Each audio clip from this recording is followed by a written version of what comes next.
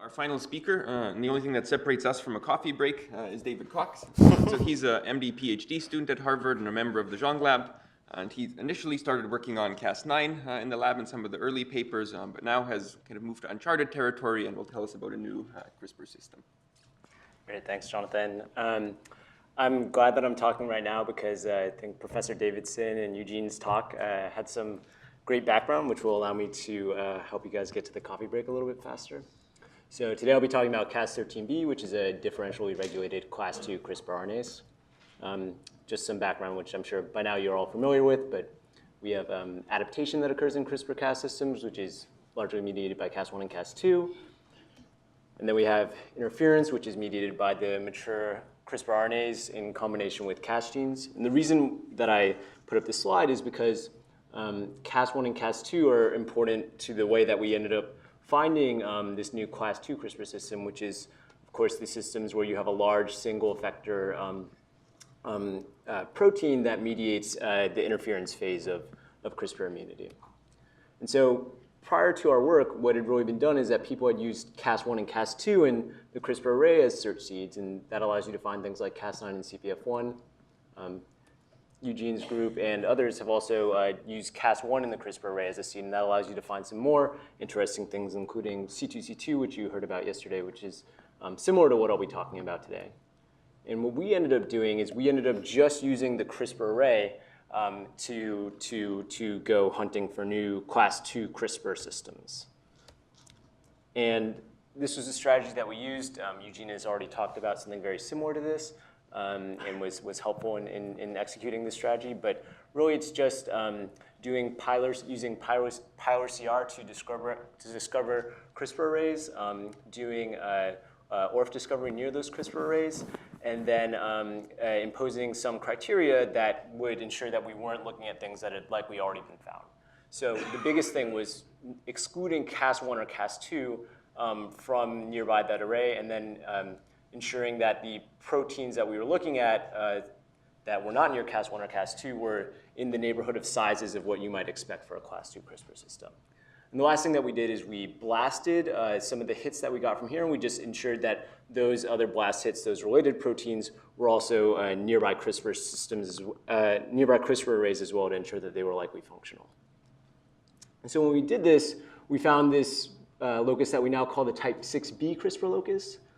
And there are, I guess, 4 elements that are really important for this. So the main one is Cas13b, which is the main nuclease of the system, which I'll talk about in a minute, but is an RNase.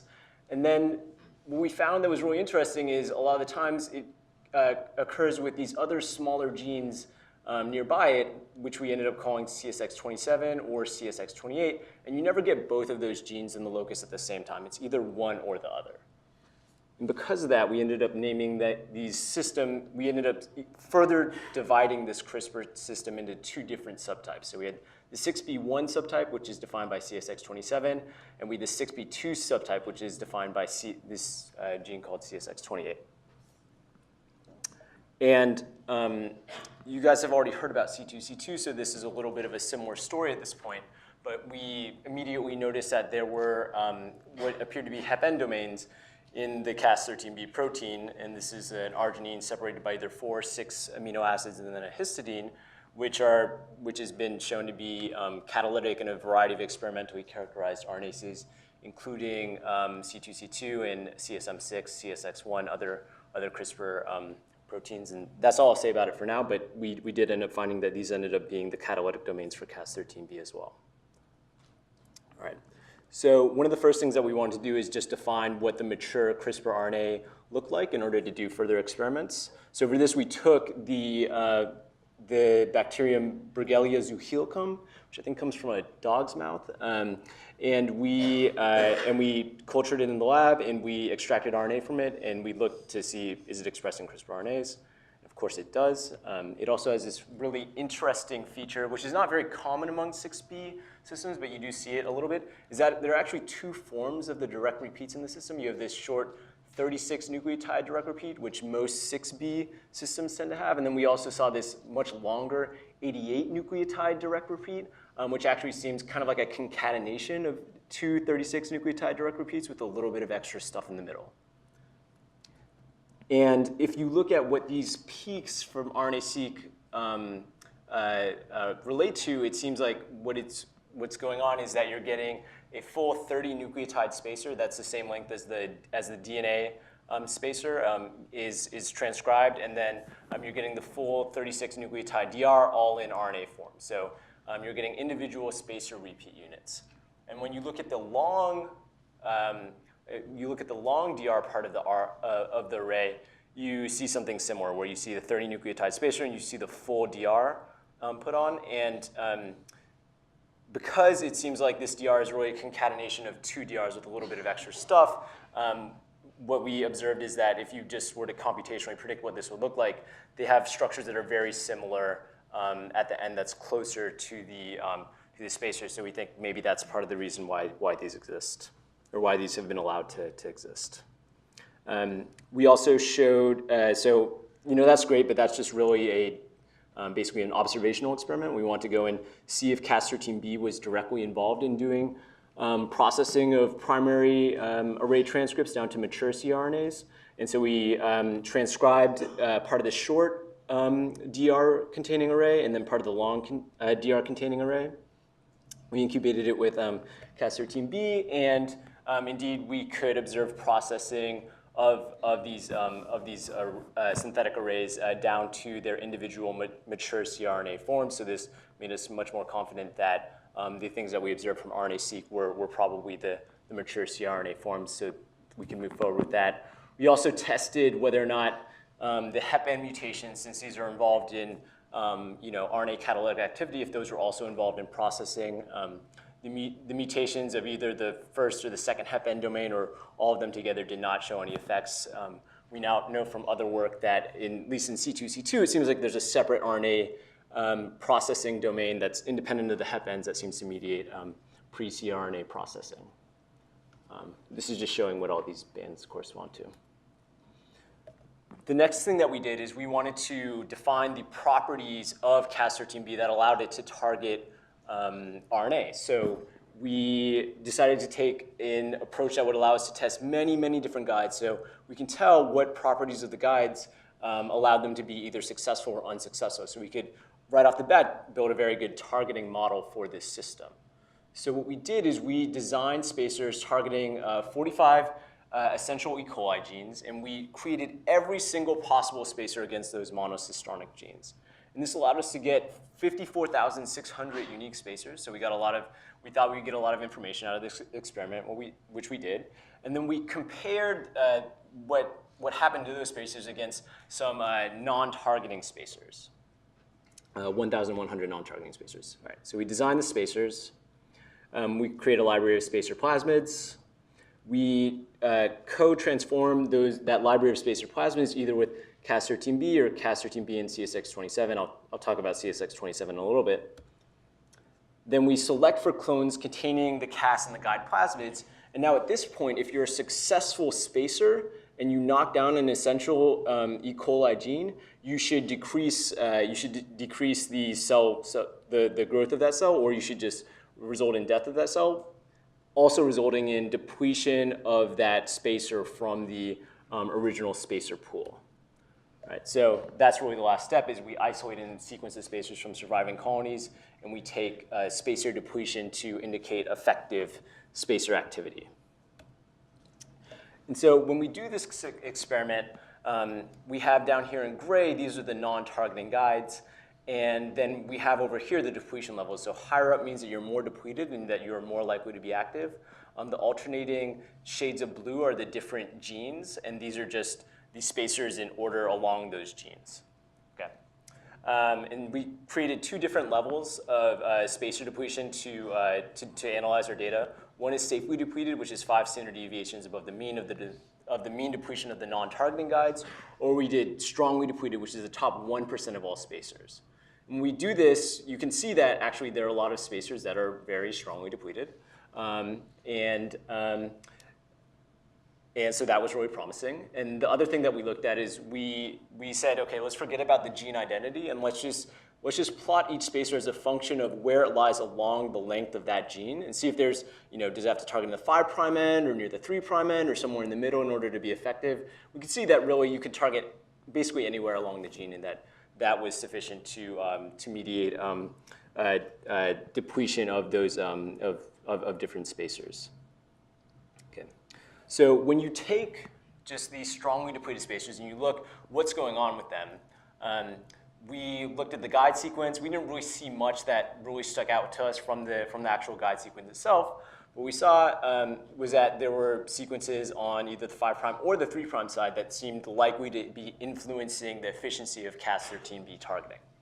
So one thing that we saw is basically if you had a C in the 5' most proximal position, you were unlikely to be a successful guide. Also, if you had an A in the 3' position, either 2 or 3 bases away from the 3' end of the spacer, you were more likely to be successful. Okay, and this is just for this screen with Cas13b only. But these web logos are really a measure of independence. So we wanted to go in and see if we now look at both the 5' and the 3' PFS together, and we say, okay, you have a 5' PFS of an A, and then we plot every possible of those 2 bases that seem to have information. Would that recapitulate what you're kind of seeing from the web logo? Because it's actually not obvious if that's the case.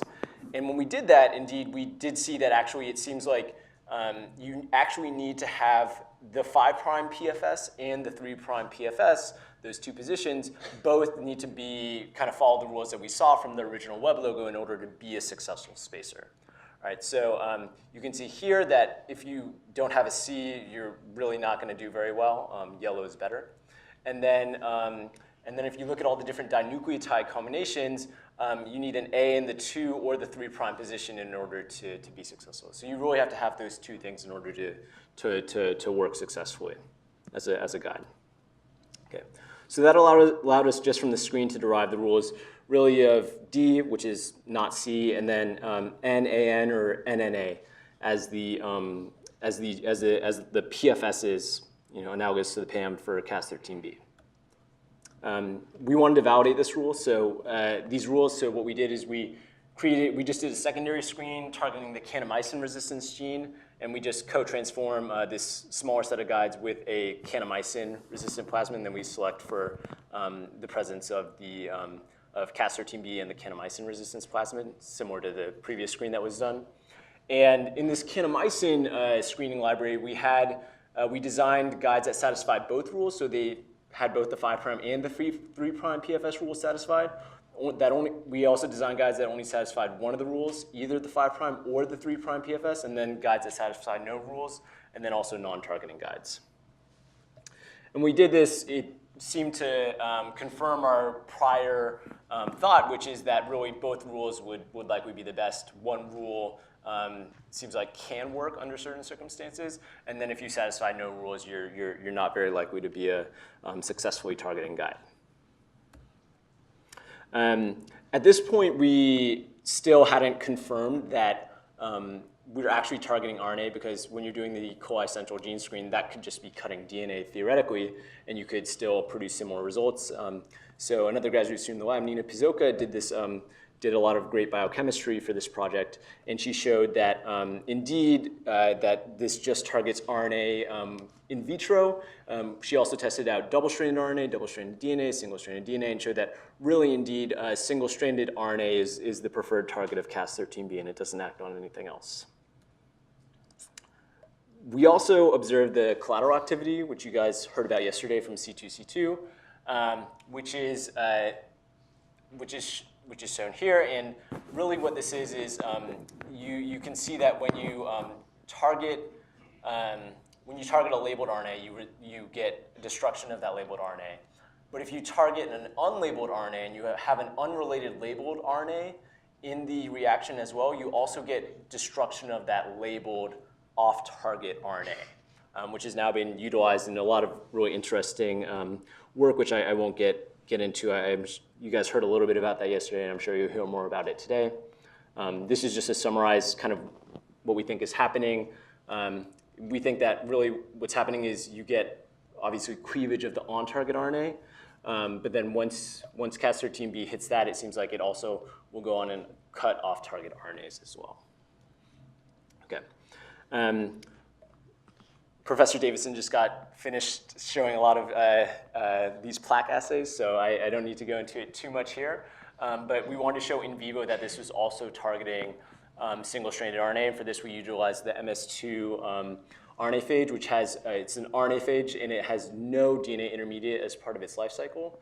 And indeed, when we targeted it, we could see reduction in infectivity, suggesting that we were probably cleaving RNA and therefore reducing phage infection. Okay, so as part of these experiments, we decided to test out whether or not CSX27 was doing this. And this was really just kind of a sufficiency thing at first. And when we added CSX27 into these experiments, we saw something that we really didn't expect, which is that CSX27 seemed to reduce the interference activity of Cas13b.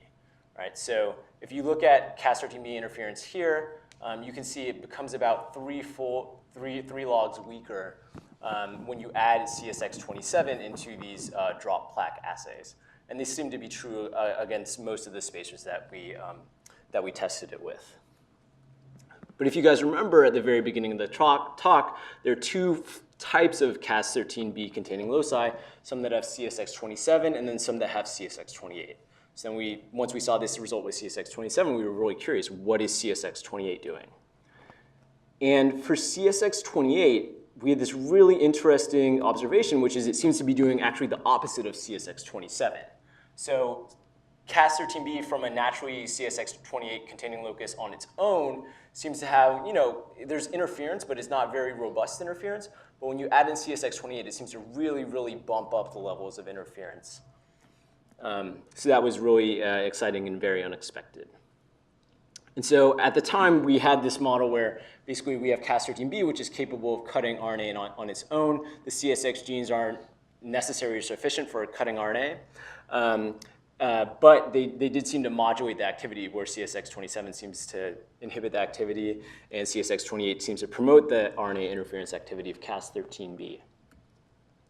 So at this point, we decided, okay, the phage results were interesting, but what would be really cool is if we had a lot more examples of this, right? Because 3 spacers isn't really that much information. So we decided to return to the essential gene screen and just repeat this with plasmids now containing Cas13b with CSX27 or with CSX28 in the locus. And so what you're going to see here is we're just going to plot the depletion values. So over here being more, farther up on the axis being more depleted. And we're going to plot the values of Cas13b or Cas13b with its cognate CSX27 or a different locus with its cognate CSX28 gene. And if there's no effect, really, then you expect most of the spacers to appear along this line. But for CSX27, which we expect to inhibit the activity, we actually did seem to observe across many spacers that it seemed to depress their levels of interference, which we thought was really interesting. And it's actually even more dramatic. It's actually even more dramatic if you look at CSX28, where you can get some spacers which really don't do very much interference at all when it's just Cas13b alone, but now their activity is improved almost 100-fold. And what I thought was really cool about doing this experiment was that now we got to see that it generalized across thousands and thousands of spacers, which is really nice to see. So the very last thing that we did is we wanted to see, are these, the CSX genes, are they modular? Can we flip-flop them and get the effect at like a different locus? So for Prevotel bouquet Cas13b, that naturally occurs with CSX28. That's the CSX28 data we've been showing you. But we were curious, what happens if we combine this Cas13b with CSX27, which it doesn't naturally occur with? Will we get depression of the interference? And indeed, that's what we seem to observe. So if we just have an empty vector, here's where the interference is for Cas13b. And then if you add in CSX28, you do get the increase in the levels of interference. But if you add in the CSX27 from an unrelated locus, it seems to depress the levels of interference back down to essentially what are non-targeting values. So that was really unexpected, but it to us has said that there's the possibility for modularity within this CRISPR system. So overall, what we got out of this study is that we discovered two new types of CRISPR loci, 6b1 and 6b2, that contain either CSX27 or CSX28 and Cas13b. Cas13b processes the primary cRNA array down to mature cRNAs. And it's capable of interfering against single-stranded RNA in vitro and in vivo. And then we have CSX27 or CSX28. CSX27 seems to inhibit the activity of Cas13b, and CSX28 seems to promote the activity of Cas13b.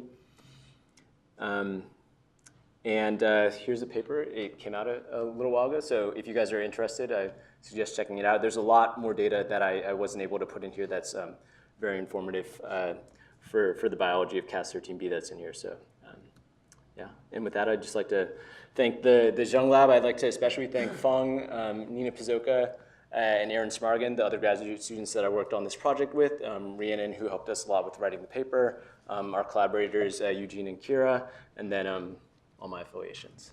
And that's it.